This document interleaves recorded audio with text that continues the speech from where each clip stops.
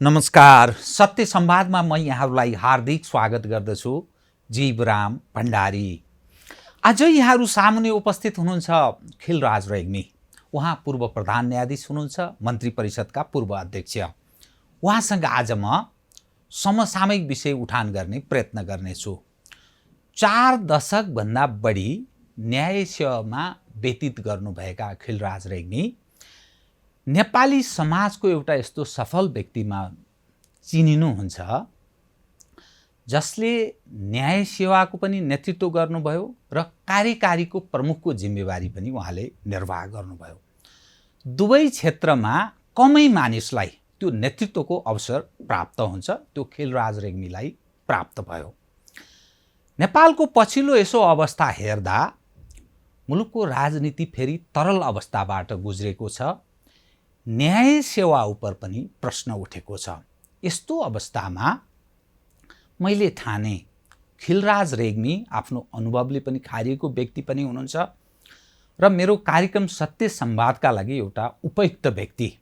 यस अर्थमा म आज उहाँसँग खुलेर समसामयिक विषयलाई उठान गर्ने प्रयत्न गर्नेछु। सर्वप्रथम म उहाँलाई स्वागत गर्छु। स्वागत छ यहाँलाई। धन्यवाद देवराम भण्डारीजी। अब म सिधै कहाँ प्रवेश गर्न चाहे भने नेपाल बडा अप्ठ्यारो अवस्थाबाट खास गरी राजनीतिक क्षेत्र त्यसरी गुज्रेको जस्तो अर्थ लाग्दछ। कार्यपालिका उप मानिसले प्रश्न उठाएका छन्, अर्थात् कार्यकारिणी जनताको जिम्मेवारीबाट अलि च्युत हुँदैछ, यस रूपमा कार्यपालिका उप प्रश्न उठाएका छन्। व्यवस्थापिका संसद त छ, तर संसद जस्तो देखिएको छैन। त्यहाँ जनताका समस्या उप छलफल हुँदैन। न्यायपालिका बवण्डर मचिएको छ, जुन शब्द मैले प्रयोग गरेँ यस अर्थमा प्रधान न्यायाधीशमाथि महाभियोग लागेको छ। उहाँ स्वतः निलम्बनमा पर्नु भएको छ। न्यायाधीशहरू कता कता ग्रुपिजममा लागेका छन् अनि बार आन्दोलनमा क्रियाशील रह्यो। यसरी हेर्दा 33,000 भन्दा बढी मुद्दा त्यो यसै लड्केर बसेको छ अदालतमा, त्यसको छिनोफानो हुन सकेको छैन। यसरी हेर्दा न्यायालय अर्थात् राज्य एज अ होलमा असफल राष्ट्र बन्ने दिशातर्फ उन्मुख छ भन्ने कतिपय राजनीतिक वृत्तका विश्लेषकहरू यसो भन्न थाले। तपाईले जुन बेला तपाईलाई जुन जिम्मेवारी आइलाग्यो, तपाईँ प्रधान न्यायाधीश हुनुहुन्थ्यो जब राजनीतिक दलको उप कसैको कसैप्रति विश्वास नरहेको स्थिति थियो र तपाईँ तत्कालीन प्रधान न्यायाधीशलाई मन्त्री परिषदको अध्यक्षको जिम्मेवारी सहित दोस्रो संविधान सभाको तपाईले निर्वाचन गराउने जिम्मेवारी प्राप्त गर्नुभयो। त्यो काम फत्ते पनि गर्नुभयो। फलत देशले एउटा कोर्स त लियो, तर आजको नतिजा हेर्दा बहुत अप्ठ्यारो जस्तो देखा पर्दछ। तपाईको अनुभवले के भन्छ? यो जुन बेला तपाईलाई जिम्मेवारी प्राप्त भएको थियो, नेपालको राजनीतिक अवस्था अहिले पनि हेर्दा झन्नै त्यस्तै खालको तरल, एकले अर्कालाई अविश्वास गर्ने राजनीतिक पार्टीहरू बीच नेतृत्वको पनि समस्या जस्तो देखा पर्छ। सरसर्ती मैले हेर्दा तपाईँ अहिलेको अवस्था र त्यो विगतलाई तुलना गर्दा के पाउनुहुन्छ? कृपया म यहीँबाट सुरु गरेँ। धन्यवाद जीवरामजी। वास्तवमा जुन अवस्थामा म प्रधान न्यायाधीश थिएँ, करिब 69 सालको करिब पुस महिना जस्तो लाग्छ मलाई। त्यो महिनासम्म कुनै कल्पनाको विषयवस्तु थिएन कि मैले त्यो कार्यकारी भूमिका निर्वाह गर्नु पर्ला भन्ने अनुमानभन्दा बाहिरको विषय जस्तोको अवस्था थियो। मस्तिष्कमा कतै केही थिएन र मेरो जीवनको लक्ष्य पनि र म जुन 40औं वर्ष चाहिँ न्याय क्षेत्रमा न्यायाधीशको हैसियतले काम गरेर प्रधान न्यायाधीश भइरहेको मान्छेले अन्य भूमिकातर्फ मन र मस्तिष्कले सोच्ने र त्यो अवसर कता आउला भन्ने र चाहिँ यसो चाहिँ नजर लगाउने, यसो चाहिँ कान ठाडा गर्ने परिस्थिति पनि होइन। जीवनको लक्ष्य नबनेको तर प्राप्त भयो, त्यो स्थिति आइलाग्यो। स्वाभाविक हो। त्यो अवस्था स्वाभाविक हो, तर एउटा चाहिँ नियमित प्रकृति पनि हो। किनभने मैले आफूलाई यो न्याय सेवामा प्रवेश गरेदेखि नै अगाडि बढ्दै जाँदाको परिस्थितिमा एउटै सम्भावनाको अवस्था प्रधान न्यायाधीश, बढी सम्भावनाको अवस्था सर्वोच्च अदालतको न्यायाधीश, किनभने प्रधान न्यायाधीश त एउटै मात्रै हुन्छ। त्यो एउटा अवस्थाबाट मेरो चाहिँ समयकाल गुज्रँदै गएको हो। म त्यति बेला न्याय सेवामा सबभन्दा त्यो शाखा अधिकृत हुँदाखेरि सबभन्दा कान्छो मान्छे थिएँ म। त्यो परिस्थिति थियो र म क्रमशः आफ्नो कार्य सम्पादन कतिपय अवस्थामा त जाँचै पनि प्रणाली पनि थियो, त्यसबाट पनि माथिल्लो पदमा जाँदै गर्दै कार्य सम्पादन गर्दै प्रधान न्यायाधीश भएर काम गरेको अवस्था थियो। अब त्यस बारेमा धेरै अगाडिको विषयमा धेरै लामो चर्चा गरेर समय नलिउँ। र त्यो परिस्थितिमै जाँदाखेरि जब यो पहिलो संविधान सभाले 2 वर्ष कार्यकाल संविधानमा उल्लेख भएर पहिलोपटक 1 वर्ष म्याद थप भयो, त्यसमा के एउटा मुद्दा आयो, फैसला भयो। त्यसपछि 3 महिना म्याद थप हुने, अनि फेरि आउने फैसला गर्नुपर्ने, 3 महिना म्याद थप हुने, अर्को फैसला गर्नुपर्ने। र त्यसरी 3-3 महिनावाला फैसला मैले नै गरेँ 2 पटकसम्म। र त्यसमा हामीले के सङ्केत गऱ्यौँ भनेदेखि यो संविधान जनताको अपेक्षा र यो आन्दोलन आजसम्मको शहीदहरूको सपना र नेपाली मात्रको सपना भनेर जुन एउटा आकाङ्क्षा पालिएको अवस्था थियो, राखिएको अवस्था थियो, र दलहरूले विभिन्न किसिम कोणबाट यसलाई विभिन्न माध्यमका आफ्ना चरणबाट गुज्रँदै र विशेष गरेर 62-63 को जुन आन्दोलन छ, जनआन्दोलन दोस्रो भनिन्छ, त्यसबाट संविधान सभाको निर्माण भएको हुनाले यो विरलै हुने अवसरबाट संविधान निर्माण हुनुपर्छ भन्ने कुरालाई अदालतले पनि त्यो सकारात्मक दृष्टिकोण राख्नै पर्ने हुन्थ्यो र तदनुकूल यसलाई समयमै सक्नुपर्छ है, र यसलाई चाहिँ समय लम्ब्याउनु, थप्दै जानु स्वाभाविक हुँदैन। जनताले 2 वर्षको लागि भनेका छन्, ल है यसलाई समयमा टुङ्गो लगाउनुपर्छ भन्ने कुराको ध्यानाकर्षण गराउँदै 2 पटकसम्म गरियो। फैसला गर्दाखेरि पनि दोस्रो फैसलामा पुग्दाखेरि अनि हामीले भन्यौँ कि अब यसरी कन्टिन्यू जाने, फेरि 3 महिना जाने, फेरि 3 महिना जाने, यो त कहाँ पुगेर टुङ्गिन्छ भन्ने कुराको कुनै सार्थकता अनुमानको विषय नहुने परिस्थिति देखा पर्दै गयो। बुझ्दै जाँदा त्यहाँ विभिन्न कोणबाट मुद्दामा छलफलको क्रममा को स्थितिबाट पनि त्यो आएका लिखित जवाफ लगायतका छलफलमा कानुन व्यवसायका बहस विभिन्न आउँछन् नि सूचनाहरू, त्यो माध्यमबाट हेर्दाखेरि मूल्याङ्कन गर्दाखेरि त्यस्तो अवस्था देखेपछि हामीले विभिन्न विकल्पसहित अनि एउटा ध्यानाकर्षण गरेर त्यो चाहिँ सङ्कटकालको अवस्थामा बढी 6 महिनासम्म गर्न सकिने भन्ने, लम्ब्याउन सकिने भन्ने, समय लिन सकिने भन्ने अवस्थालाई सङ्केत गर्दै चाहिँ अन्तिम रूपमा आवश्यकताको सिद्धान्तलाई लिएर संविधान नेपालीले पाउनुपर्छ भन्ने कुरालाई पनि फैसला त्यसरी भयो। त्यो गरेर विभिन्न विकल्प दिएका छौँ हामीले त्यहाँ त्यो फैसला गर्दाखेरि। उस्तै पर्छ भने जनमत सङ्ग्रहमा जाने, त्यतिभित्र संविधान निर्माण गर्ने भएन भने वैकल्पिक व्यवस्था गरेर मात्रै अगाडि बढ्ने यावत कुराहरू, अप्सनहरू 2-3वटा अप्सनहरू हामीले दिएको छु त्यो फैसलामा।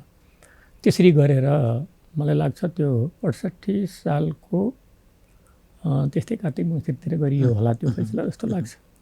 अनि त्यसपछि त्यो भइसकेपछि अनि संविधान सभाले अर्को एमेन्ड गरेर त्यही मलाई लाग्छ त्यही स्पिरिटको आधारमा चाहिँ 6 महिना अर्को संशोधन त्यसलाई म्याथअप गर्ने व्यवस्था संविधानमा मिलाएर अनि चाहिँ अगाडि बढ्यो।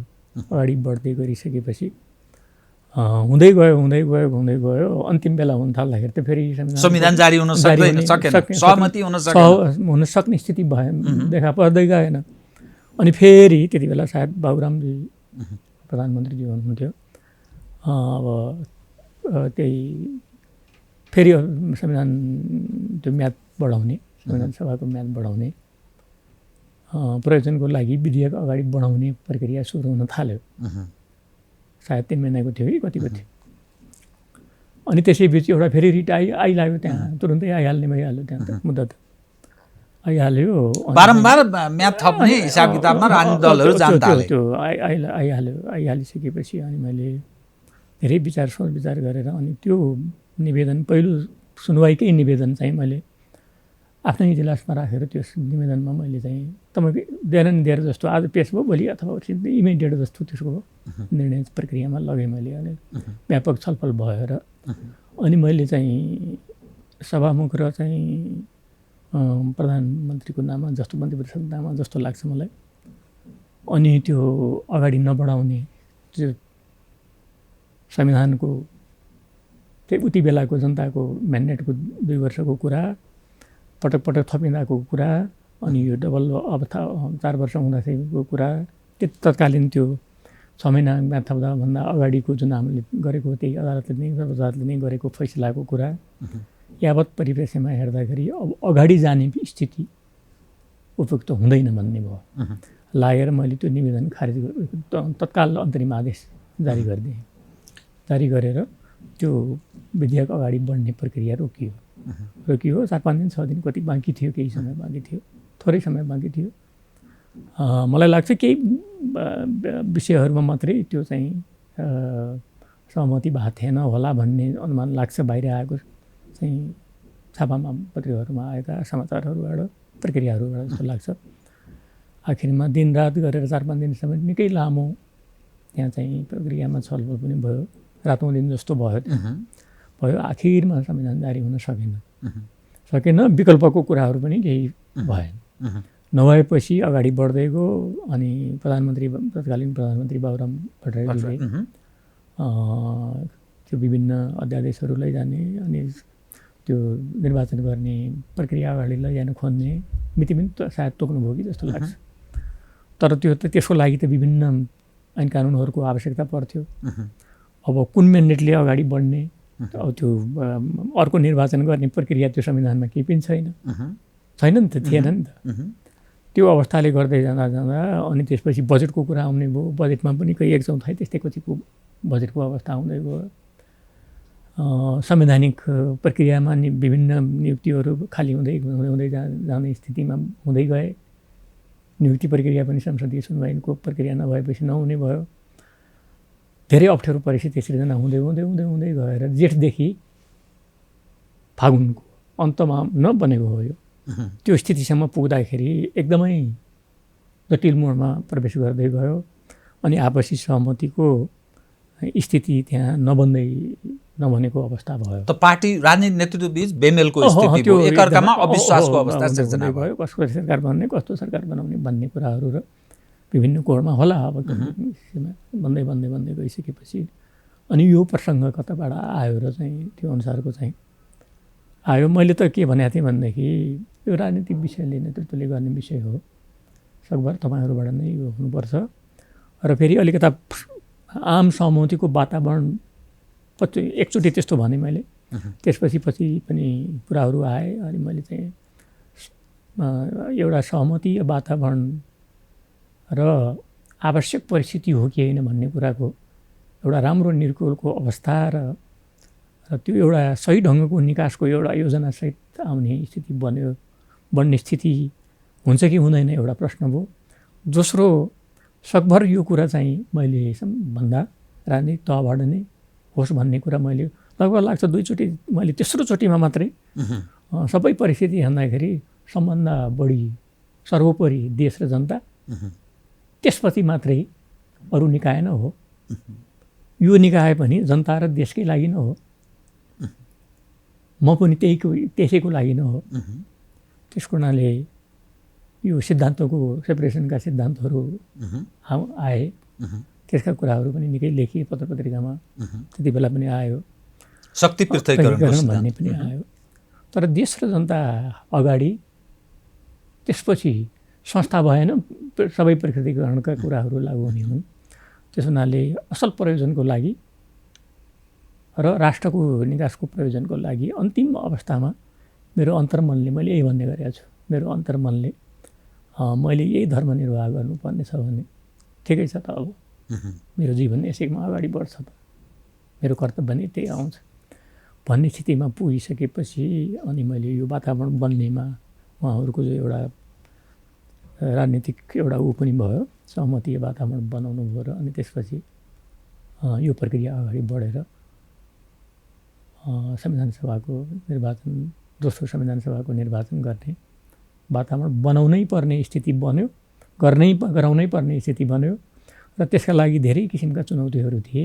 त्यसलाई सँगाल्दै र बडो त्यसलाई समन्वयकारी भूमिका, एकापट्टि राजनीतिक हिसाबले समन्वयकारी भूमिका पनि निर्वाह गर्नुपर्ने, दोस्रो त्यसका लागि आवश्यक कानुनहरूको निर्माण अध्यादेशद्वारा गर्नुपर्ने दुई चारवटा छन् त्यहाँ, जस्तै यो निर्वाचन सम्बन्धी ऐन अर्को गराउनु पर्ने भयो, निर्वाचन आयोगका कुरा, सबै व्यवस्थापकीय कुरा एक चरणको प्रक्रिया पुरा गरेर अनि मैले चाहिँ मलाई लाग्छ जेठ मसान्तमा भनेको छु कि कहिले भनेको छ, अनि त्यो मङ्सिर 4 गतेको संविधान सभाको निर्वाचन मिति तय गरिसकेपछि मानिसहरूमा एक प्रकारको बल्ल अहिले चुनाव हुन्छ कि त भन्ने, तर पनि यत्रो अनविश्वास, यत्रो नकारात्मक दोस्रो संविधान सभाको निर्वाचनको सवालमा यत्रो नकारात्मक उसमा चाहिँ भाव पैदा भएको थियो जनतामा। जति मलाई भेट्न आउँथे उहाँहरूलाई मैले सकारात्मक हिसाबले म यो राष्ट्रको लागि आएको, तपाईँहरूले सहयोग नगरे कसले गर्ने, यो निकास नगरे कसले गर्ने, कहाँ हुने हाम्रो देश, कहाँ पुग्ने, संविधानविहीनताको स्थितिमा कसरी चल्ने, हाम्रो अस्तित्व के हुने, हाम्रो सार्वभौमिकता के हुने, यावत कुराहरूलाई सम्झाउँदै अनि मानिसहरूलाई मैले त्यो भन्दै जाँदाखेरि मेरो अनुभव छ पछि धेरै मानिसहरू अनि पछि भेटिने मानिसहरू सकारात्मक बनेको अनुभूति पाए, परिवर्तित भए। भएको। त यो समयको तकाजा यहाँलाई एज एउटा प्रधान न्यायाधीशलाई मन्त्री परिषदको अध्यक्ष हुने जिम्मेवारी पनि त्यो समयले त्यो दियो होइन? त तपाईँको नजरमा नि तपाईँले 11 महिना लगभग मन्त्री परिषदको अध्यक्षता ग्रहण गर्नुभयो, संविधान सभाको दोस्रो चुनाव पनि सम्पन्न गराउनुभयो, क्रमशः त्यसले त्यो दोस्रो संविधान सभाले संविधान जारी गरायो होइन, 72 सालमा संविधान जारी गरायो।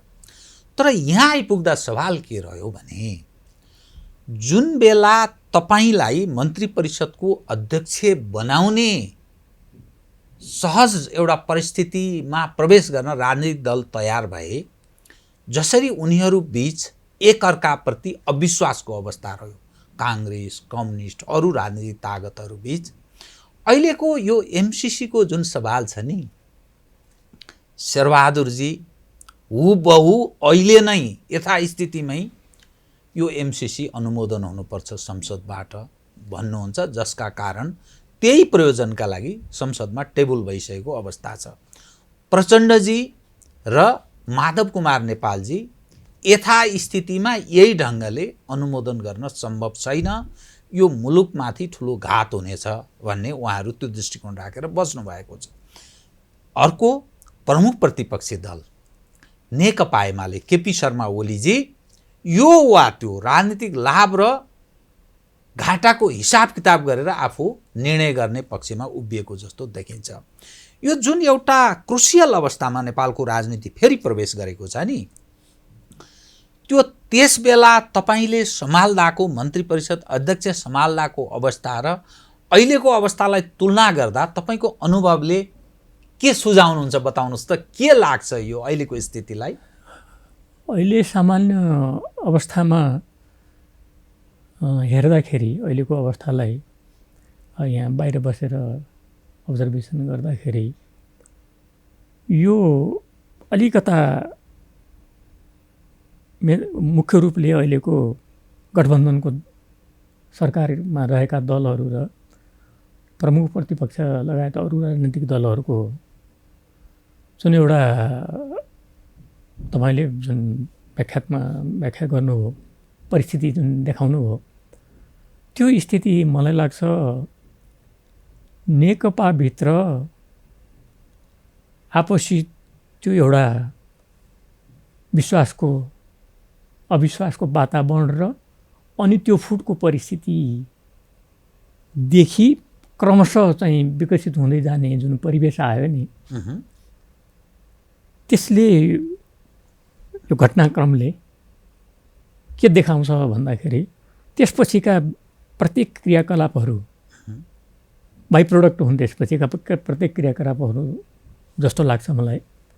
र त्यसले अनि अलिकता अन्तर्द्वन्द्व जस्तो, अन्तरसङ्घर्ष जस्तो, दलहरू बिचको सङ्घर्ष अलिअलि यसो हेर्दाखेरि त दलबिचकै पनि फटाफट, म दलको नाम ठ्याक्क भन्दिनँ मैले, भन्न चाहन्न।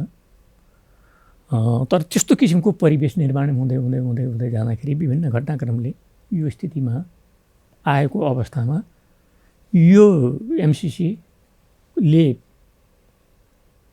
समय र एक प्रकारले भन्दाखेरि अस्ति प्रधानमन्त्रीज्यू र उहाँ के अरे हाम्रो प्रचण्डज्यूले लेखेको संयुक्त पत्रको एमसिसी हेडक्वार्टरले लगभग त्यही पत्रकै डेडलाइन हो भने जस्तो लाग्छ। यो 28 फेब्रुअरी लगभग त्यही करिब 4-5 महिना के भन्नुभएको थियो होइन, त्यसैकै समय हो कि भन्ने जस्तो लाग्छ है मलाई त्यो। अब त्यो विषय चाहिँ पेन्चुलो बन्दै गएको अवस्था आयो। तर एउटै कुरा के त भन्दाखेरि अहिले अगाडि देखा परेको चाहिँ समस्या भनेको, अहिलेको समस्या भनेको त्यही एमसिसीको विषयले बढी एउटा वैचारिक यो विषयले मतभिन्नताको स्थिति देखा परिरहेको छ भनौँ न, यसलाई निकास कसरी दिने भन्ने पक्षमा। अनि विभिन्न कोण, यो गठबन्धन सरकार भएको नाताले पनि अलिकता, र त्यसमा विशेष गरेर 2-3 दलको मेजर रूपमा चाहिँ मुख्य 2 दलहरूको भिन्न मत र बाहिर आएको कुरा त कतै अलिअलि सहमति, अलिअलि विमति, कथा शब्दहरू पनि प्रयोग भएका सुनिन्छन्।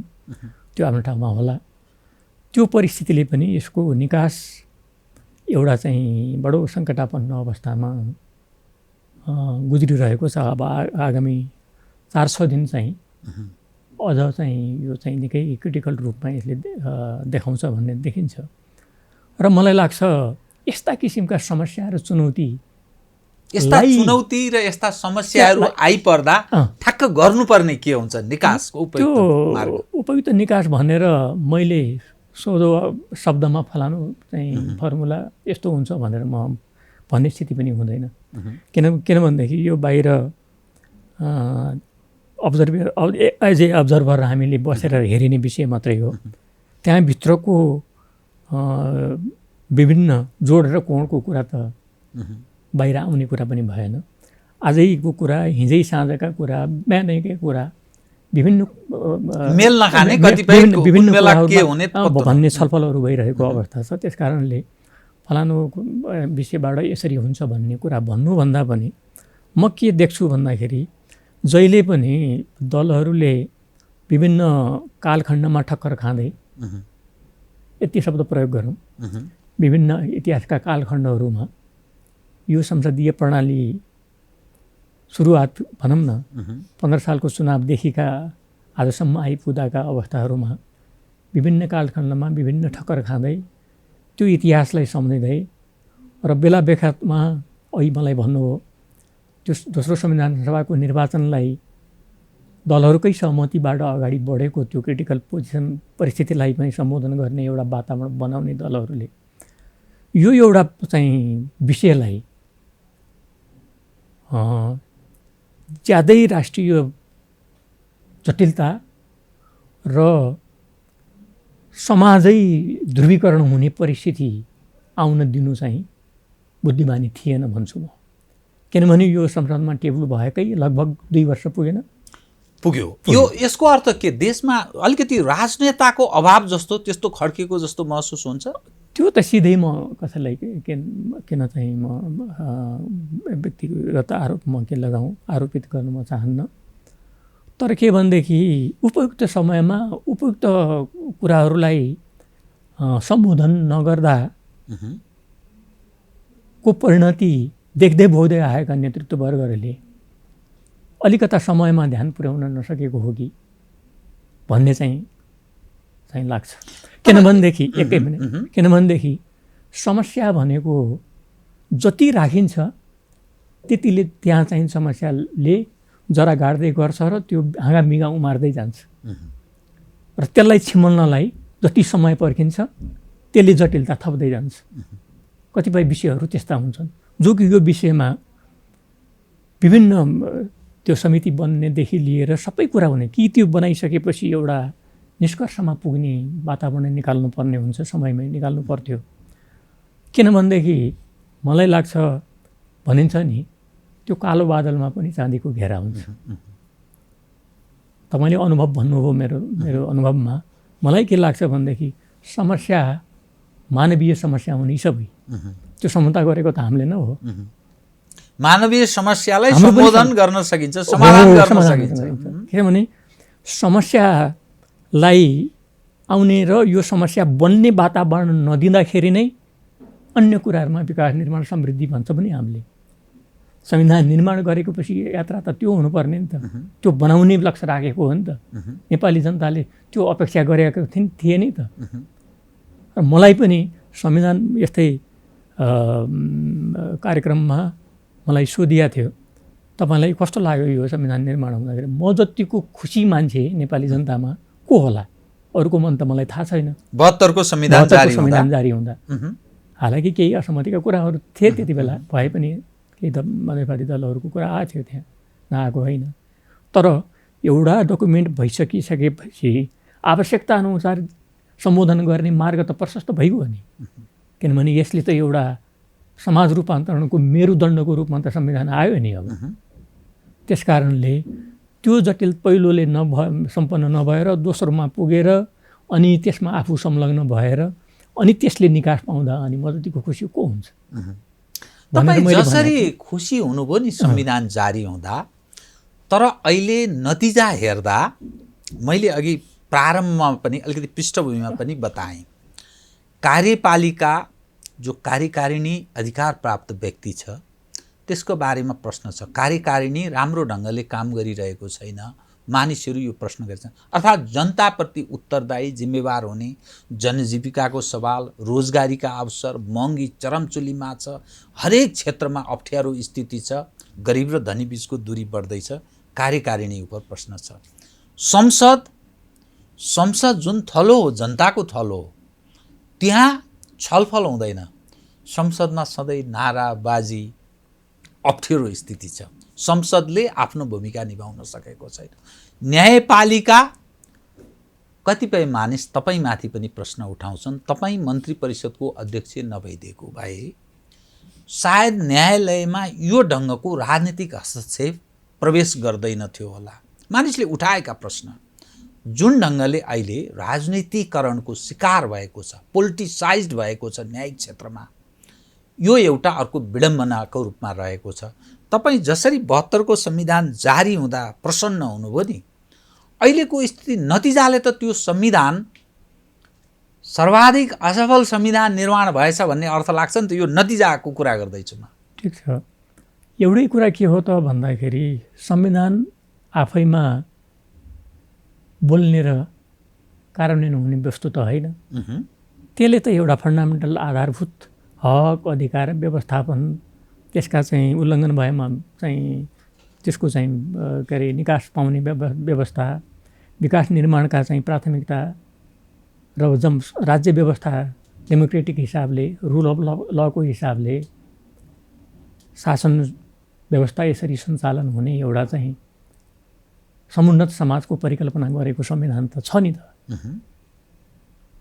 केही कुराहरू होलान् परिष्कृत र विकसित गर्दै जाने, त्यो त समयक्रम सापेक्ष सदैव हुन्छ नै त्यो रूप। तर त्यसलाई कार्यान्वयन गर्ने त हामीले नै हो। राज्य व्यवस्थामा रहेका विभिन्न अङ्गका जसलाई जुन कुराको जिम्मेवारी दिएको छ उसले नै हो, उहाँहरूले नै गर्ने हो। त्यस कारणले मलाई लाग्छ सबभन्दा बढी के त भन्दाखेरि आफूभन्दा त्यो जुन संस्था सर्वोपरि र देश सर्वोपरि, जनता सर्वोपरि र संविधान सर्वोपरि भनेर अगाडि बढ्नु महत्त्वपूर्ण कुरा हुन्छ।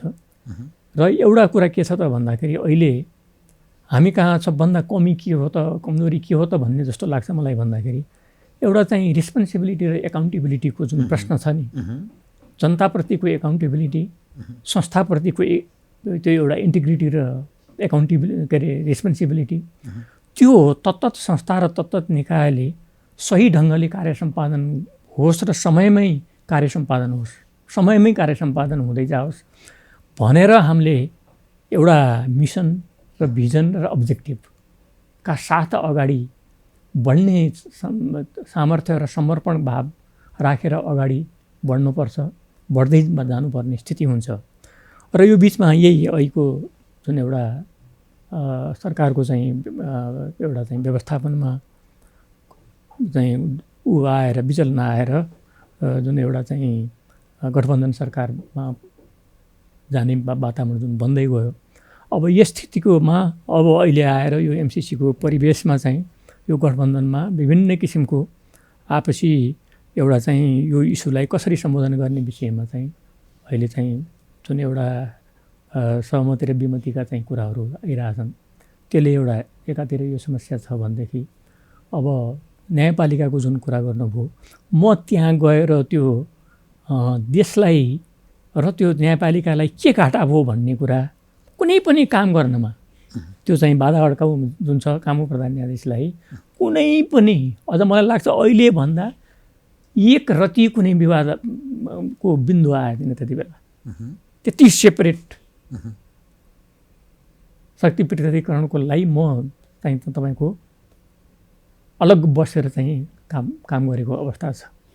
त्यसकारणले त्यो एउटा राजीनामा तपाईँले गर्नुपर्छ प्रधान न्यायाधीशको जिम्मेवारीबाट चाहिँ भन्ने प्रश्न त उठेको थियो। उठेको थियो। तर म बनेकै प्रधान न्यायाधीशको हैसियतले बन्ने त्यो सहमति, राजनीतिक सहमति पनि त्यही कारणले भएको छ। र दोस्रो त्यो चाहिँ बाधा अड्काउमा पनि त्यही कुरा छ। मैले राजीनामा गर्दैमा अदालत ठ्याक्क सप्रिने, आखिरी राजीनामा गरेपछि पनि हुने प्रधान न्यायाधीश उहाँ नै हो, त्यसपछिका न्यायाधीशहरू उहाँ नै हुनुहुन्थ्यो। र मैले चाहिँ तपाईँको त्यो बाधा अड्काउले खाली भएका पदहरूमा जुन एउटा चाहिँ अगाडि बढ्न नपाएर बसेका मानिसहरू थिए, तिनै चाहिँ अस्थायी न्यायाधीश नियुक्ति भए, प्रक्रियामा अगाडि बढ्यो। र त्यसपछिका भएका नियुक्तिहरूमा अनि त्यो एउटा सिद्धान्तको खोल ओढेर मलाई चाहिँ त्यो कुरा कहीँबाट केही रेख लगाउने चाहिँ वातावरण नभएपछि मानिसहरूमा के हुन्छ त एक प्रकारको भन्दाखेरि सैद्धान्तिक कुरा उठाइदिएर पनि कतिपय कुराहरू एउटा चाहिँ मानिसहरूमा एउटा कतिको एउटा सैद्धान्तिक कुरा गरिदिने बानी पनि हुन्छ, कतिको चाहिँ कता चाहिँ त्यो आपसी ईर्ष्याद्वेष पनि होला। अब यो मान्छेले यो सबै अवसर पायो, यो पायो भन्ने पनि होला, उपज पनि हुन सक्ला। त्यसलाई म कुनै कसैप्रति म निन्दा गर्न पनि चाहन्न, केही पनि चाहन्न। मैले जे गरेँ यो देशको लागि र मैले के प्राप्त गर्नु थियो र त्यति बेला नै तपाईँको चुनाव चाहिँ हुन्छ वा हुन्न भन्ने संशयको बिचमा त्यो चाहिँ तपाईँको मङ्सिर 4 गतेको निर्वाचन सम्पन्न गरे हो।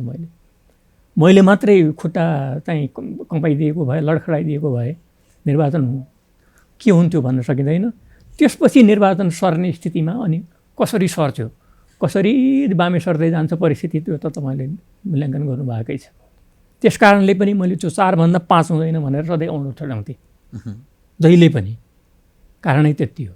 त्यस कारणले समयमा यथा समयमा मैले उठाएका प्रश्नहरू त्यही नै हुन्।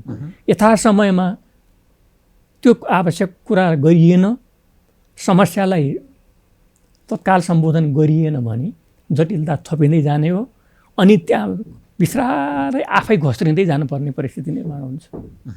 त्यस कारणले यो सबै क्षेत्रमा अहिले देखिरहेको जुन अहिले तपाईँले सबै परिवेश बताउनु भयो, अदालतको परिस्थिति पनि बडो दुःख लाग्छ। अहिले आफू बसेर आएको त्यत्रो काम गरेको संस्था, अब यो प्रधान न्यायाधीश नै पहिलो जिम्मेवार व्यक्ति त उहाँ नै हो। प्रधान न्यायाधीशको जिम्मेवारी संविधानले पनि त्यही भन्छ। अब उहाँले सबैलाई मिलाएर लैजाने प्रयत्न बढी से बढी गरेर पनि नभएर यो स्थिति निर्माण भएको हो भन्ने कुराको कसैले भन्दैन, त्यो कुराले लाउँदैन। त्यसले गर्दाखेरि उहाँबाट के कमजोरी भयो उहाँ नै जान्नु होला। र परिस्थिति अहिले संसदमा पुगेको छ, त्यहाँबाट चाहिँ त्यहाँ चाहिँ तथ्य आउला त्यो आउला, त्यो बाहिर सुनेको भरमा म केही भन्न चाहन्न। अब अरू न्यायाधीशहरूको पनि तपाईँको मुद्दा नहेर्ने जुन परिस्थिति भयो नि, अब त्यो परिवेशको स्थितिबाट अदालत, नेपालको अदालत यो अहिलेको 21औं शताब्दीमा आइसकेको त्यत्रो लामो पञ्चायत कालखण्डदेखि पनि एउटा हैसियत बनाएर बसेको अदालत हो त्यो। अब त्यो अदालतलाई यो स्थितिमा त्यसरी मुद्दा नहेर्ने परिस्थिति भन्दा पनि अन्य कुनै एउटा चाहिँ वैकल्पिक एउटा चाहिँ प्रेसर मार्गबाट आफ्ना असन्तुष्टिहरू राख्ने कुराहरूलाई विचार गरेर मान्छेको चाहिँ बन्दी प्रतिष्ठानकै सम्बोधन भएन भन्नेसम्म कुरा पनि आयो। त्यहाँ पनि अलिकता केही कमजोरी रह्यो भन्ने देखियो। अब बारले फेरि एकैचोटि आफूले टुङ्गोमा पुर्याउन नसक्ने विषयलाई अन्तिम लिएर जुन आन्दोलन गर्नुभयो र अनि पछि विभिन्न ठाउँ दलहरूको चाहिँ उहाँ गएर चाहिँ के अरे प्रेसर बिल्डअप गर्ने भन्ने भन्दै जाने गर्नुभयो। उहाँहरूले पनि कुनै न कुनै वैकल्पिक मार्ग चाहिँ जुन अपनाउनु पर्ने थियो भन्ने मलाई लाग्छ। ठिक छ, बारले विरोध गरेको हुन्छ गर्नु बेला बेलामा उठाउनु पनि पर्छ मुद्दा, सुधारको लागि, स्ट्रेन्थनको लागि, अरूको कुराको लागि होइन। न्यायमा केही व्यक्ति विसङ्गतिका प्रश्नहरू देखिन्छन्, आउँछन् भन्ने लाग्छ भने त्यो सुधारका लागि प्रश्नहरू उठ्छन् र उठाउनु पनि पर्छ। तर आफै निर्णयमा टुङ्गोमा पुर्याउन नसक्ने कुरालाई त्यही नै समातेर गर्दाखेरि त्यसले फेरि अलिकता पछि फर्कने कि अघि बढ्यो भन्ने उहाँहरूलाई पनि सकसै पर्यो। त्यस हुनाले अलिकता फरक ढङ्गको आफ्नो चाहिँ भनौँ न विमति राख्ने एउटा अभियान गर्नुपर्छ कि भन्ने देखियो। म सरसँग अलिकति एक विषय यो अलिकति स्पष्टै होस् भन्ने मैले चाहेँ। यहाँ सबै हिसाबले सफल हुनुहुन्छ कि तपाईँ देशको एउटा प्रधान न्यायाधीश हुनुभयो, मन्त्री परिषदको अध्यक्ष हुनुभयो, व्यक्तिले योभन्दा स्वयं व्यक्तिका लागि योभन्दा सफलताको अरू के स्पेस ठाउँ हुन्छ र? तर जुन अवस्थामा नेपालको न्याय सेवा, न्यायिक क्षेत्र प्रवेश गरेको छ नि, मानिसहरूले प्रश्न उठाए के भने राजनीतिकरणको शिकार भयो न्यायपालिका। न्यायाधीशहरू हुनेवाला प्रधान न्यायाधीशहरू पार्टीका झन्डा र डन्डावाला भए। एनजिओ आइएनजिओमा संलग्न भएका मानिसहरू र कतिपय खुलेर शक्ति राष्ट्रहरूको प्रोजेक्टले त्यहाँ प्रवेश पायो र यसको प्रभावमा, यसको छायामा न्यायपालिका प्रवेश गरेको छ। र यो चाहिँ बडा अप्ठ्यारो स्थितिमा नेपालको न्याय क्षेत्र प्रवेश गर्यो। यसको मूल जिम्मेवार भनेको संवैधानिक परिषद, न्याय परिषद अनि संसदीय सुनवाई, जसलाई हामी भन्दछौँ। यी के तुक्का रहे, यो आमूल सुधार नगरे अब चल्दैन है भन्ने जो दृष्टिकोण मानिस राख्दछन्, तपाईको अलिकति विवेकीय, तपाईको ब्रह्मले के देख्छ? यो मानिसले जो प्रश्न उठाइरहेका छन् यसलाई के भन्नुहुन्छ? अब अहिले हेर्दाखेरि हेर्नु न, त्यो न्याय परिषदको जुन संरचना छ नि, अब जतिसुकै भने पनि त्यहाँ दुईजना यता प्रधानमन्त्रीबाट नियुक्ति हुने पनि, त्यो बारले पठाउने पनि, एक प्रकारले कहीँ न कहीँ त्यो राजनीतिक उसमा चाहिँ जोडिएको व्यक्ति नै त्यहाँ पर्न गएको अवस्था देखा पर्ने र कता कता त्यो भूमिका पनि त्यस्तै रह्यो भन्ने किसिमको चाहिँ एउटा चाहिँ वातावरण पनि त्यस्तो चाहिँ देखा पर्दै जाने। र अब कानुन मन्त्री त स्वतः राज्य व्यवस्थाको मानिस, त्यस हुनाले त्यो न्यायाधीशको, न्यायपालिकाको, न्याय क्षेत्रको न्यायिक लामो चाहिँ अभ्यास बुझेको व्यक्तिहरू भन्दा बाह्य व्यक्तिहरूको बहुमतीय व्यवस्था त्यहाँ लागू गरिसकेपछि, अर्थात् पोलिटिकल मानिसहरूको वर्चस्व कायम भयो न्याय परिषद भइसकेपछि अहिले देखियो नि त। झन् यो के अरे 62-63 पछि त पहिला एकजना थिए, अहिले त दुईजना हुने भयो। त्यस हुनाले यो न्याय परिषदलाई पनि पुनर्संरचना गर्नुपर्ने र संवैधानिक परिषदमा प्रधान न्यायाधीशको उपस्थिति अहिलेको यो के अरे संवैधानिक इजलासको जुन प्रणाली छ नि, त्योसँग कति मेल खायो भन्ने प्रश्न पनि उपस्थित भयो है। किनभने त्यहाँ गएर काम गर्ने बित्तिकै यहाँ आउने र त्यो मुद्दा आफैले फैसला गर्नुपर्ने स्थितिमा अहिले अन्तर्विरोध भएर यति लामो चाहिँ ऊ छ, त्यसमा धेरै नजाउँ, त्यो स्थिति आयो। र यसले गर्दाखेरि अब अहिले आएका सारा तलदेखि माथिका विभिन्न टिप्पणीहरू, अब व्यक्तिगत नजाम, न्यायाधीशको बारेमा धेरै टिप्पणी गर्नु पनि उचित हुँदैन। तर जुन किसिमको एउटा तपाईँले अहिले विश्लेषण गर्नुभएको छ, यो परिवेशले के देखाउँछ त भन्दाखेरि केही न केही र त्यो न्यायाधीश कार्कीज्यूको जुन हरिकृष्ण कार्कीज्यूको प्रतिवेदन छ उहाँहरूको, त्यो प्रतिवेदनले औँल्याएका कतिपय कुराहरू लागू गर्ने स्थितिका कुराहरूलाई विचार गरेर हेर्दाखेरि पनि बिचौलिया सिचौलिया विभिन्न किसिमका कोणका कुराहरू छन्। तर सबभन्दा बढी के हो त भन्दाखेरि न्यायलाई बढी फरकको हैसियतमा राख्ने र त्यसलाई अरूको दबाब र प्रभावबाट अलग बनाउने चाहिँ पात्र भनेको न्यायाधीश नै हो। न्यायाधीश नै हो। त्यस कारणले त्यही भएर त्यो न्यायाधीश नियुक्ति महत्त्वपूर्ण हुन्छ भन्ने अर्थ यो मानेमा हो।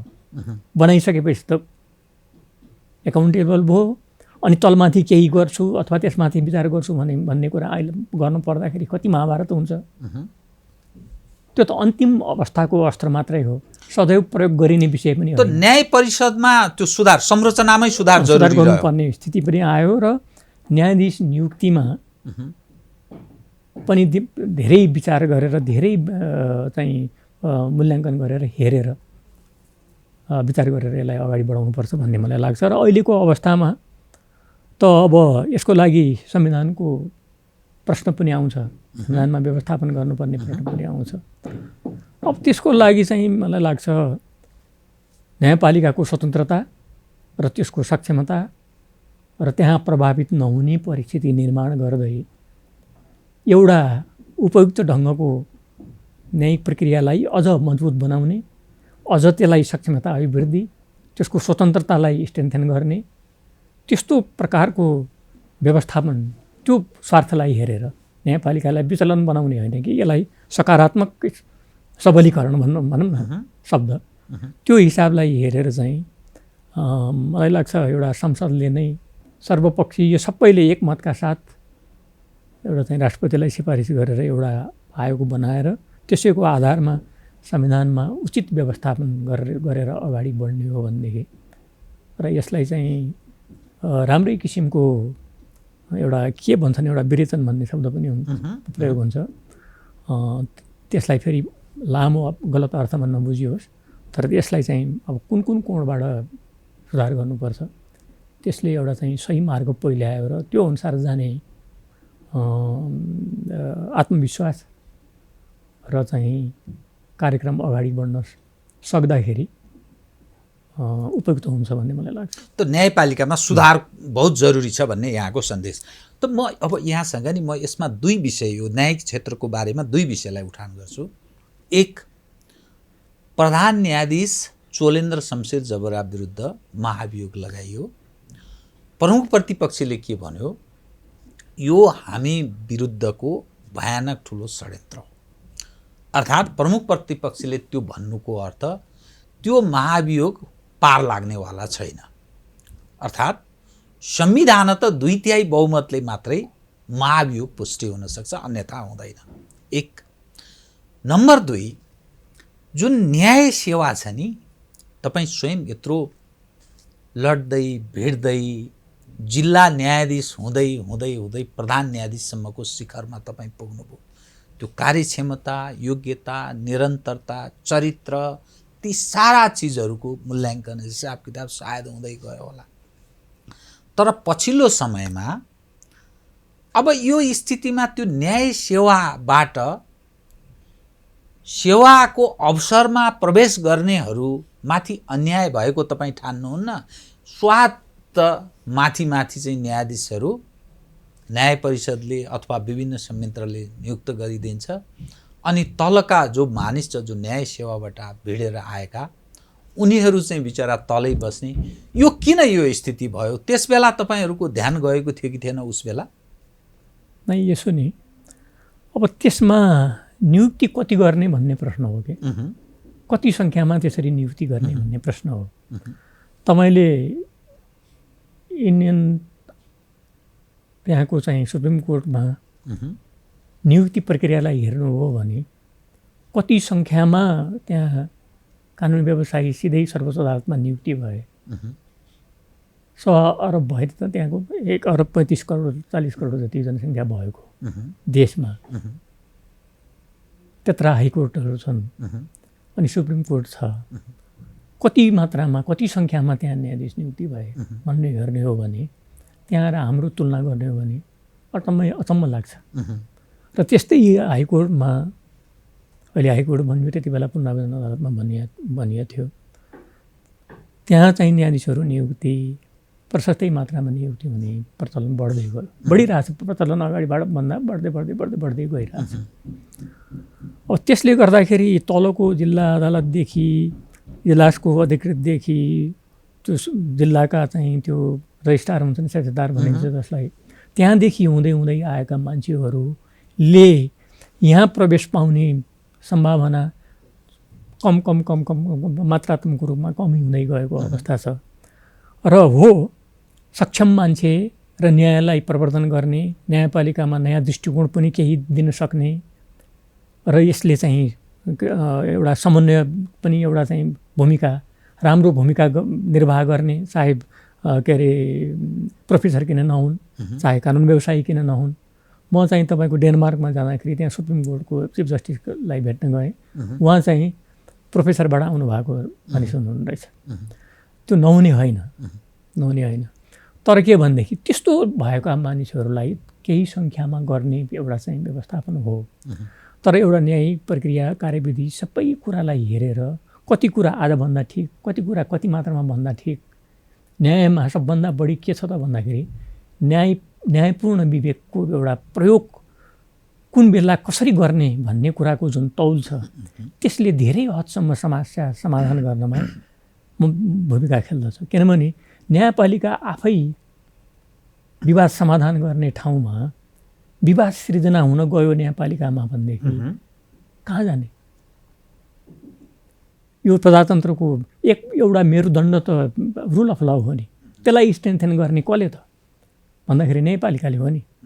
त्यसकारणले यो अभ्यासलाई कुन हदसम्म यसलाई चाहिँ सन्तुलन हुने ढङ्गले सबै क्षेत्रको सक्षम व्यक्तिहरूको अनुभवको पनि सेयरिङ हुन पाओस् यो संस्थाले, त्यसले चाहिँ सबलीकरणको लागि, त्यसले राम्रो भूमिका निर्वाह गर्नको लागि, कसैलाई पद दिनको लागि होइन। त्यो प्रणाली विकास गर्न सकियो भनेदेखि बल्ल एउटा स्थायित्व, स्थिर, सबै तलका व्यक्तिहरू पनि असन्तुष्ट नहुने, उनीहरू पनि प्रोत्साहित हुने र उनीहरूले पनि केही हदसम्म बढी अवसर पाएको अनुभूति हुने यावत प्रक्रियाबाट विचार गरेर अगाडि बढ्नुपर्छ। त्यो चाहिँ वास्तवमा नियुक्तिकर्ताले विवेक पुर्याउनुपर्छ। त्यहाँनिर विवेक, त्यहाँ जिम्मेवारी दिएको छ नि त न्याय परिषदलाई, त्यो विवेक पुर्याउनुपर्छ। त्यो विवेक पुर्याउने होइन भनेदेखि त्यो एउटा चाहिँ बडो प्रणाली नै विकास गरिदिए भयो। यसरी यो रूपमा चाहिँ नियुक्ति हुने भनेर विकास गरे भएको नि, एउटा मापदण्ड, एउटा मेरुदण्ड विकास गरेर यति उसमा मात्रै राख्ने। यो सिस्टमको समस्या हो कि यो व्यक्तिको समस्या होइन? धेरै मात्रामा कस्तो हो भने एक प्रकारको सिस्टम त हामीले बसाल्ने हो, यसैमा पनि बसाल्न नसकिने होइन, यसैमा पनि बसाल्न नसकिने होइन। तर कस्तो भइदियो त भन्दाखेरि त्योभन्दा पनि उही डोरबहादुर बिष्टजीले भाग्यवाद र विकासमा चाहिँ तपाईँले लेख्नु भएको छ, 1990तिर नै उहाँले त्यो चाहिँ लेख्नु भएको छ कि हाम्रो मान्छेको एउटा समूहकृत जुन ढाँचा, यो प्रणालीले पनि सक्षमता र यो सबलीकरण प्रशासन र यो चाहिँ राज्य संयन्त्रहरूमा विकास हुन सकेन भनेर लेख्नु भएको छ कि त्यो खतलाग्दो विषय छ। त्यो आज पनि उत्तिकै छ, घटेको छैन होला, बरु बढेको होला। यो प्रणाली चाहिँ मा स्थिर भएर सबै कुरालाई हेरेर निष्पक्षता र सही ढङ्गको प्रक्रियामा लैजान त अहिले पनि नसकिने होइन। तर जुन किसिमले हुनुपर्ने हो त्यो चाहिँ नहुँदै गएको चाहिँ समाजमा यस्तो चाहिँ मेसेज गयो, यो स्थिति बन्यो भनेर जुन तपाईँले कुरा राख्नु हो, त्यो के त भन्दाखेरि परिस्थिति यो छ। एउटा परिस्थितिको चाहिँले, परिवेशले समाज सापेक्ष हुन्छ हरेक कुरा, त्यो सापेक्षतामा आफू कसरी रहने भन्ने कुरा, त्यो स्वतन्त्र रूपले रहने र त्यसलाई त्यो रूपले गर्ने वातावरण के त भन्दाखेरि त्यो संरचनाले कति दिएको छ, प्रधान न्यायाधीशलाई कति दिएको छ, त्यो संरचनाले वातावरण कति दियो, त्यसमा जानेहरूको भूमिका कस्तो भयो, यावत कुराहरू छ त्यसमा भन्ने लाग्छ। त्यस हुनाले त्यहाँ अब एउटा चाहिँ अहिले मैले भनिहालेँ ती सबै कुराहरूलाई विचार गरेर अगाडि बढ्नुपर्छ भन्ने लाग्छ। प्रधान न्यायाधीश उपरको महाभियोग 33,000 भन्दा बढी प्लस मुद्दा यसै अल्झेर बसेको छ, फैसला हुन सकेको छैन। 8% फैसला जुन यो कन्तबिजोको अवस्था छ, त्यो न्यायाधीशहरूको त्यो न्यायिक क्षेत्रको यो समस्यालाई अब के त यसको उपाय के छ बताइदिनुहोस् त। होइन, उपाय त मैले अहिले भनिहालेँ। अब अगाडि चाहिँ भएका न्यायाधीशहरूले सही ढङ्गले बढी वातावरण मिलाएर काम गर्दै जाने कुरा एउटा। दोस्रो चाहिँ न्यायपालिकामा एउटा चाहिँ मूल्य प्रणाली महत्त्वपूर्ण छ सबै कुरामा, सिस्टममा।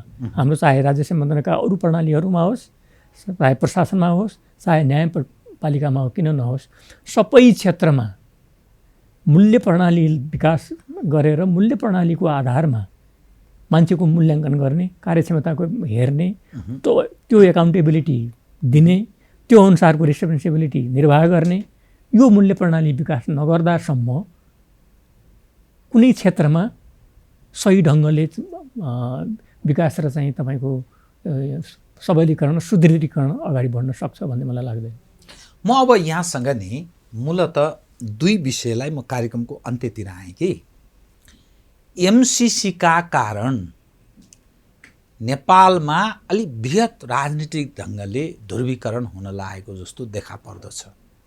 यसले भोलिका दिनमा नेपालको राजनीति कता प्रवेश गर्ला, चुनाव हुन सक्ला कि नसक्ला, यो सरकारले निरन्तरता पाउला कि अर्को सरकार बन्ला, किनभने शक्ति राष्ट्रहरू बोल्न थालेका छन्, राजदूतहरूको दौडधुप सुरु भएको छ, नेताहरू एकले अर्कालाई आरोप प्रत्यारोप गर्ने, एकले अर्कालाई अपराधीको हदसम्म त्यो धारणा बनाएर सार्वजनिक रूपमा व्यक्त गरिरहेका व्यक्तिहरू फेरि मिल्न थालेको, निकट हुन थालेको विपरीत चरित्रहरू देखिन थालेका छन्। यो समग्र दृश्य हेर्दा यो थेगिने अवस्थामा छ कि कुनै अर्को अवस्थामा नेपालको राजनीति प्रवेश गर्दैछ? तपाईँको यो लामो अनुभव र तपाईँले आफैले बेहोरेको भोगेको घटनाक्रमसँग जोडेर हेर्दा यो अहिलेको पछिल्लो राजनीतिक दृश्यलाई के ठान्नुहुन्छ? होइन, यो मलाई लाग्छ त्यो एमसीसीको बारेमा जुन कुरा छ यसलाई अहिले भने न मैले समस्या राख्दै गएपछि उही कर्कलाको पानी भन्छन् नि, र हातकेलामा कुनै कुरा राख्यौँ भनेदेखि कति घन्टा राख्न सकिन्छ र आखिरी हात त गल्छ नि।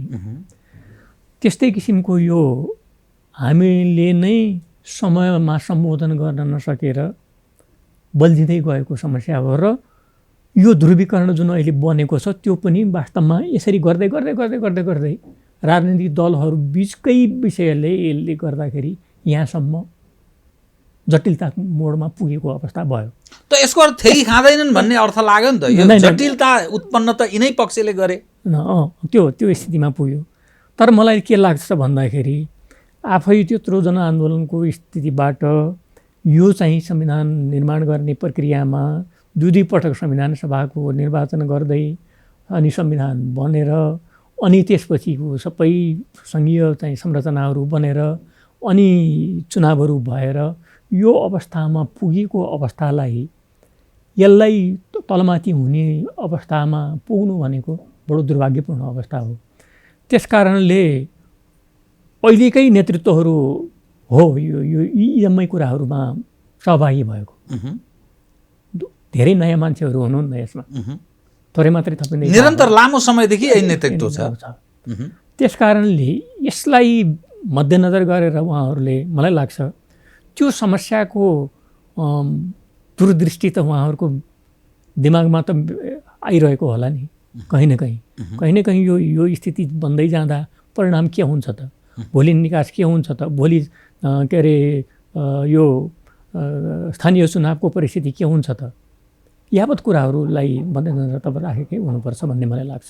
यो बाह्य होइन, त्यो बाह्य मात्रै भएन कि मलाई लागेको एउटा जिम्मेवारीपूर्वक यत्रो लामो चाहिँ सङ्घर्ष र बाट निर्माण गर्दै लिएर आएको नेतृत्वले यसबारेमा गम्भीरतापूर्वक नलिने हो भनेदेखि देश कुन रूपमा परिणत हुन्छ भन्ने बारेमा त बडो दुर्भाग्यपूर्ण अवस्था आउँछ नि त।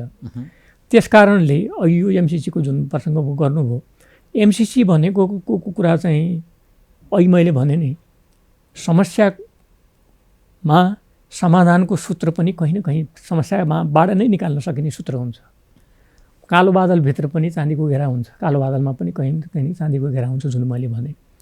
वास्तवमा अब त्यो परिस्थिति धकेलिँदै गएपछि अनि यो विषयमा कसो गर्ने भन्ने भए, त्यो मित्र राष्ट्रहरूबाट जुन भएको चाहिँ आएका कुराहरू, राजदूतहरू दौडधुप भन्दा विभिन्न राष्ट्रहरूको कुरा, त्यो चाहिँ परिस्थिति निर्माण कहाँबाट भयो त भन्दाखेरि स्थानीय परिवेशले समयमै यसको चाहिँ नगर्दाखेरि नै भएको न हो।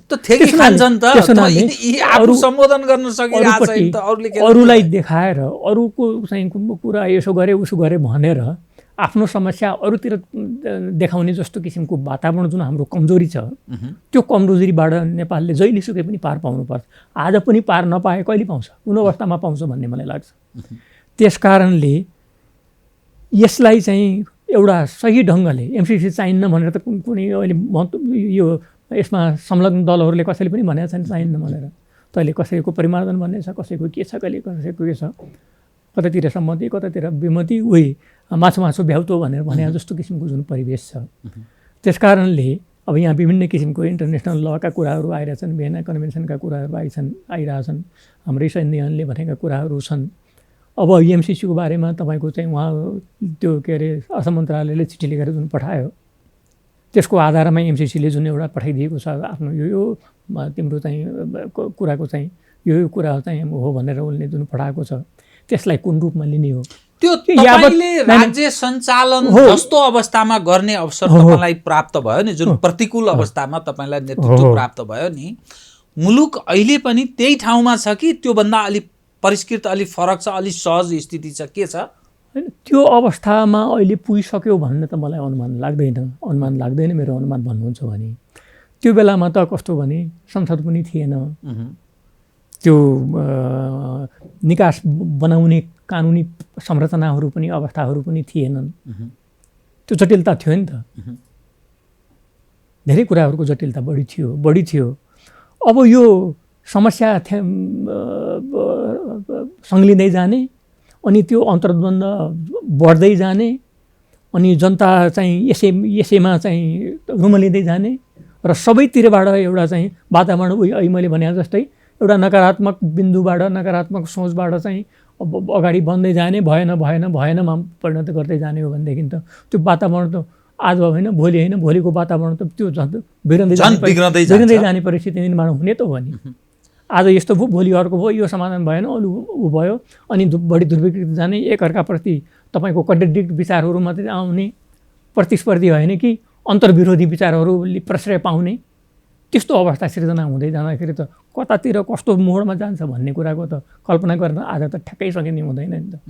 तर के भनेदेखि अकल्पनीय घटनाहरू घट्न सक्छ, त्यो ठाउँमा प्रवेश गर्न सक्छ भन्ने कुरालाई त अब अहिले यो एउटा समस्याले गर्दा मात्रै त त्यो कल्पना गर्ने कुरा आउँदैन होला, किनभने अरू सहज ढङ्गले अगाडि बढेका अवस्थाहरू छन्, निर्वाचनको प्रक्रिया अगाडि बढेको अवस्थाहरू छ। तर एउटै कुरा महत्त्वपूर्ण के छ भने संसदले काम गर्न सकिरहेको छैन।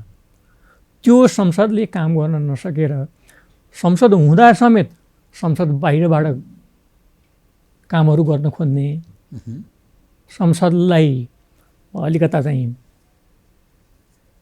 उपेक्षित जस्तो अवस्थामा रहने वातावरण जुन देखा पर्यो र त्यो टिप्पणी भयो नि, यावत कुराहरूले गर्दाखेरि संसदलाई हरेक कुराको समाधान खोजिने बिन्दु संसदमै बहस, संसदमै छलफल र अनेक कोणबाट निकास पाउने वातावरण निर्माण गर्ने हो भनेदेखि र त्यसरी वातावरण निर्माण गरेर अगाडि बढ्ने हो भनेदेखि त हामीसित सबै संरचनाहरू छन् नि त, निकास त आउन सक्छ नि त। तर निकास त्यसको लागि कमिटमेन्ट चाहियो, त्यसको लागि इच्छाशक्ति चाहियो। त्यो इच्छाशक्ति मेरो विचारमा यत्रो ठक्कर खाएको नेतृत्ववर्गले त्यो इच्छाशक्ति अहिले पनि देखाउनु पर्ने अवस्था छ भन्ने मलाई लाग्छ। हस्, धन्यवाद छ, धेरै धेरै धन्यवाद छ। र भण्डारीजीलाई पनि धेरै धेरै धन्यवाद, र यो टेलिभिजनलाई पनि मेरा कुराहरू राख्ने जुन अवसर दिनुभयो र त्यसको लागि धन्यवाद दिँदै सम्पूर्ण श्रोतावृन्दलाई पनि म हार्दिक धन्यवाद दिन चाहन्छु। आदरणीय दर्शकवृन्द, उहाँ हुनुहुन्थ्यो खिलराज रेग्मी, मन्त्री परिषदका पूर्व अध्यक्ष तथा पूर्व प्रधान न्यायाधीश समसामयिक केन्द्रित गरिएको कुराकानी। म सहित मेरो सम्पूर्ण युनिटलाई कार्यक्रमबाट बिदा दिनुहोस्। नमस्कार।